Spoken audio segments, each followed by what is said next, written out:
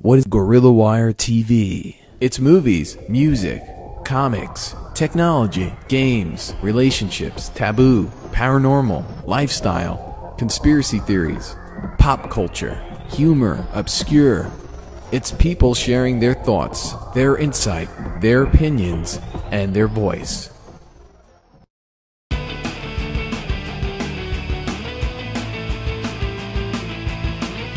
Hey guys, Jenny here at Comic-Con 2007, New York City. I'm here with Scott. He's from Tenacious Games. They're starting a new game, trying to launch this fantastic new card game called The Spoils, which is actually created by the people that created Magic the Gathering. Now this card game is supposedly going to be a little different. Now, Scott, why don't you tell us what's interesting about this game as opposed to maybe other organized play games that people are used to? Sure. Well, you know, I mean, I think you can kind of tell just even from the look of the game, right? I mean, you know, we've got a very different kind of distinctive kind of almost kind of sexy kind of lifestyle brand a little bit, right? I mean, it looks a little Vegas. Yeah, yeah. The card back looks like kind of a poker card on steroids. You know, and the content's a little bit more mature, a little edgier. You guys are doing like Super Championship cruises and whatnot. Is that something that's very different for maybe Tenacious Gaming, or is the Spoils kind of really launching something big here? Yeah, well, I mean, I think, you know, Comic-Con for us is one of the stops in, you know, what we call the Spoils Tournament experience. Right. So, you know, that involves rock and roll tour buses that crisscross the country this summer on our summer tour.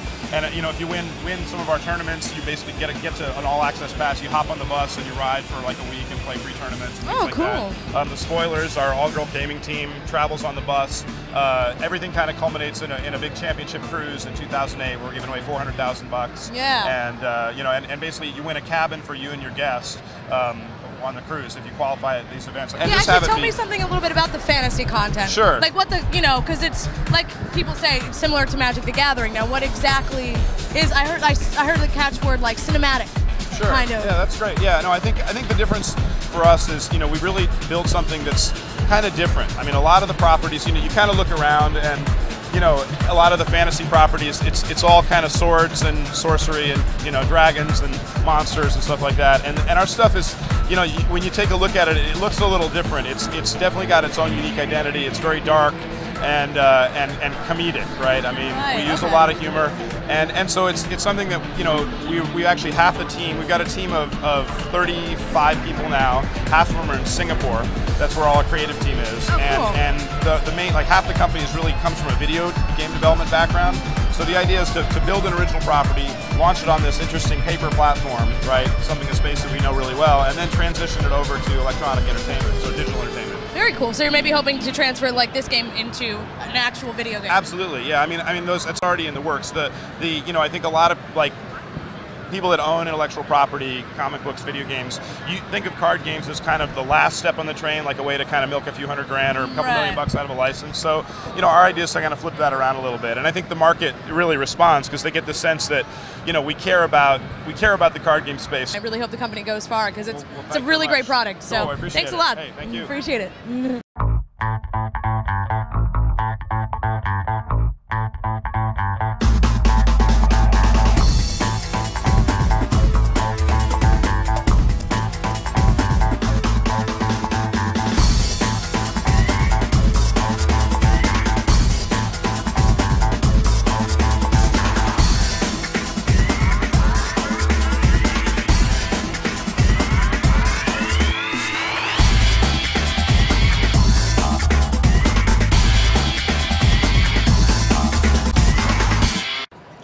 Hey Comic Files, Jenny Gomez here, your faithful field correspondent at 2007 New York Comic-Con.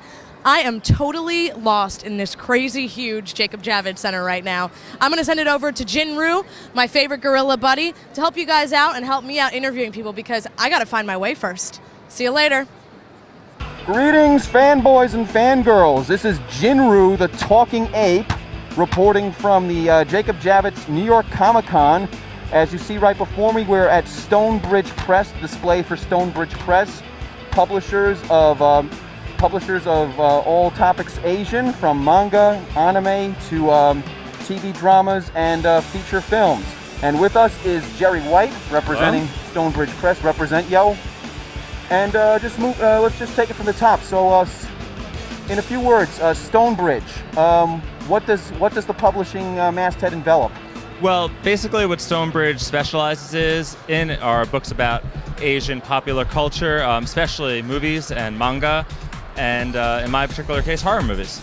Well, how did you personally gain an interest in manga, anime, and features? I think when I was going to college, I kind of got hooked on Japanese film, so to speak.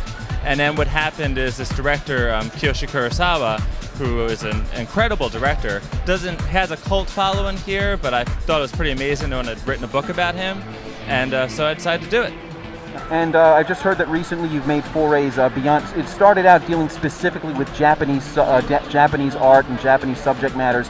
I've heard you just recently branched out to the entire continent, covering subject matters from the entire continent.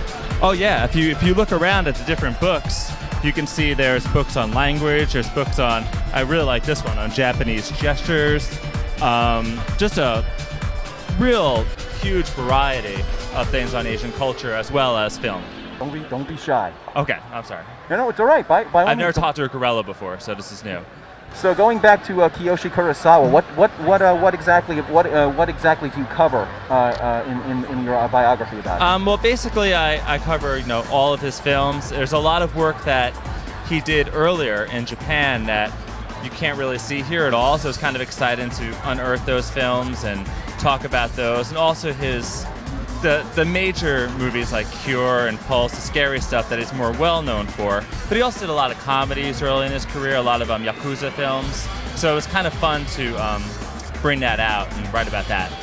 What your publishing company also covers is Japanese television dramas. Yes, actually I believe there's a title, where is that Japanese?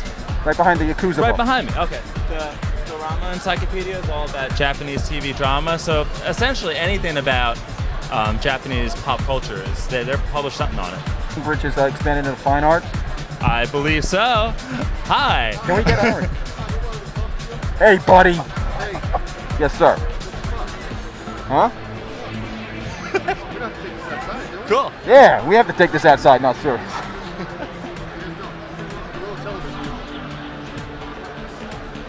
Looks like we're having a showdown. All right. We're going to be fighting over you, sir. I've never had this happen before. I've never had a man and gorilla fight over me before. It's a mating ritual. It's a Fair. mating ritual. Are there any other titles from the Stonebridge Press that are your personal favorites? Well, I guess because my specialty is in Japanese film, not anime as much, but live action. I really like these three titles. The Yakuza movie book, which is excellent. Anybody who likes, gangsters, Japanese gangsters. This is a new one, Asia Shock, by Patrick Galloway, which is a series of reviews about sort of the more gruesome Asian films that are popular. And right here, The Midnight Eye Guide to Japanese Film. It's really beautifully put together.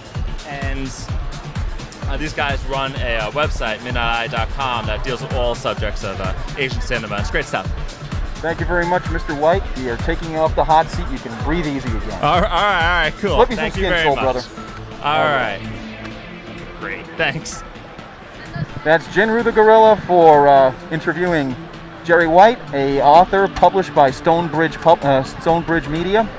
And that's all for Gorillawire. Thank you.